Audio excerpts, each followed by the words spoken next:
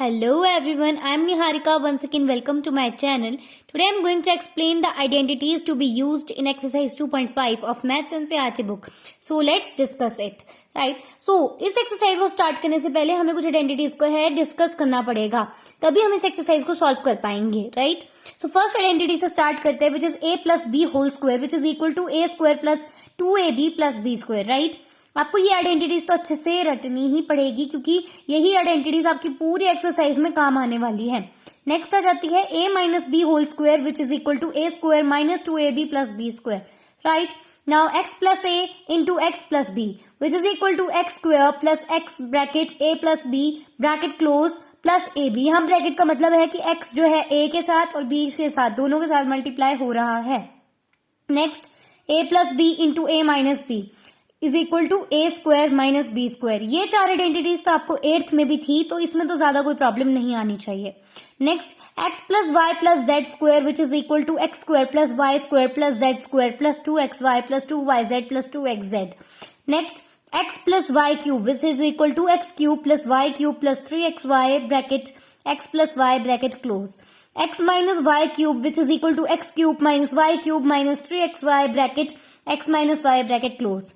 x cube plus y cube plus z cube minus 3xyz which is equal to x plus yz multiplied by x square plus y square plus z square minus xy minus yz minus zx. So ये है कुछ identities जो कि इस exercise में हमें बहुत ज्यादा इंपॉर्टेंट है. So let's get started with it. So basically the first question is use suitable identities to find the following. अब आपने कुछ आइडेंटिटीज का यूज करके इन क्वेश्चन को सॉल्व करना है. राइट, मतलब आपने रिजल्ट्स फाइंड आउट करने हैं, आपको फैक्टराइज करके पहले से गिवन है. नाउ पहले आपको गिवन है एक्स प्लस 4 एक्स प्लस 10. सो यहाँ पे कौन सा आइडेंटिटी का यूज हुआ है? एक्स प्लस ए इंटू एक्स प्लस बी.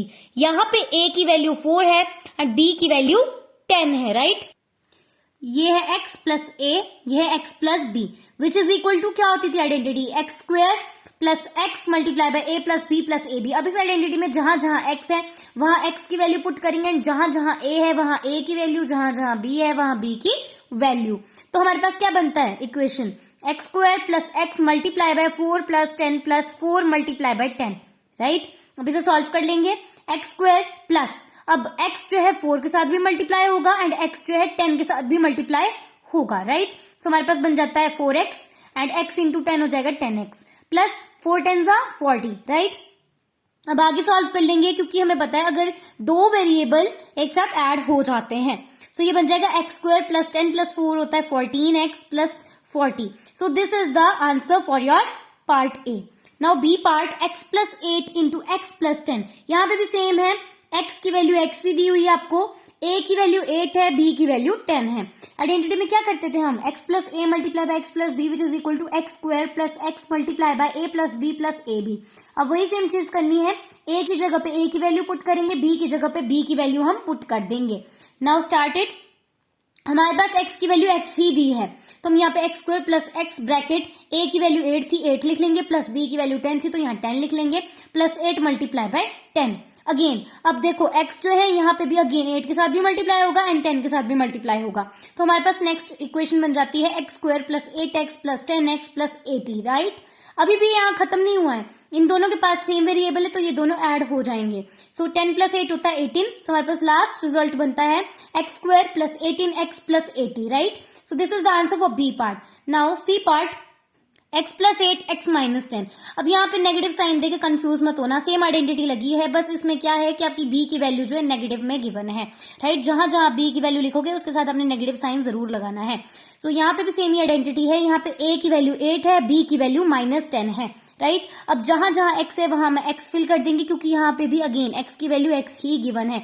ठीक है, सो यहाँ आ जाएगा x square plus x bracket a की वैल्यू थी 8 तो हम यहाँ 8 लिख लेंगे.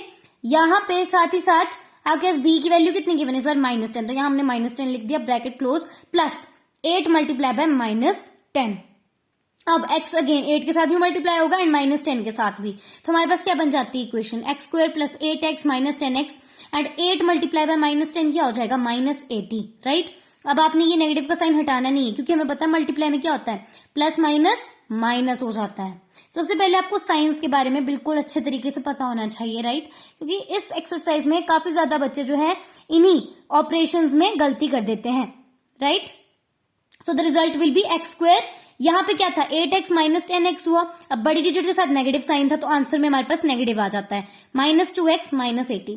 सो this is the result of C part. Now D part, 3x plus 4 multiply by 3x minus 5, right. अब आप देख सकते हो यहाँ पे भी सेम आइडेंटिटी लगी है। यहाँ पे x की जगह पे आपको 3x गिवन है, जो आइडेंटिटी के गिवन था आपको x plus a x plus b आपकी आइडेंटिटी, तो यहाँ x की वैल्यू आपको 3x गिवन है, a की वैल्यू 4 गिवन है, b की वैल्यू -5 गिवन है। अब आइडेंटिटी में बेसिकली होता क्या है, x plus a multiply by x plus b which is equal to x square plus x bracket a plus b plus A B, right. So यहाँ पे x की जगह पे हम 3x पुट करते जाएंगे, जहां a की वैल्यू पुट करनी है वहां पे हम 4 करेंगे पुट, जहां b करना था पुट वहां पे हम -5 पुट कर लेंगे। सो हमारे पास इक्वेशन क्या बनती है, 3x square plus 3x multiply by 4 minus 5 plus 4 multiply bye -5। So answer will be 9x square plus, अब 3x जो है 4 के साथ भी मल्टीप्लाई होगा एंड -5 के साथ भी मल्टीप्लाई होगा, तो हमारे पास बन जाता है 12x minus 15x minus 20, right. अब आगे क्या हो जाएगा, अब आप देख सकते हो सेम वेरिएबल किस किस के पास है, इसके पास और इसके पास। इसके पास सेम वेरिएबल नहीं है, इसके पास पावर लगी हुई है एंड पावर वाला वेरिएबल बिल्कुल डिफरेंट होता है, राइट। अब इन दोनों के पास 1 थी पावर, तो ये दोनों सबट्रैक्ट हो सकते हैं। बड़ी डिजिट के साथ नेगेटिव साइन है तो रिजल्ट पे भी नेगेटिव साइन लगेगा, राइट। सो हमारे पास आ जाता है result 9x square minus 3x minus 20। Now E part कर लेते हैं सॉल्व। सो यहाँ पे आपको गिवन है y square plus 3/2 bracket close y square minus 3/2।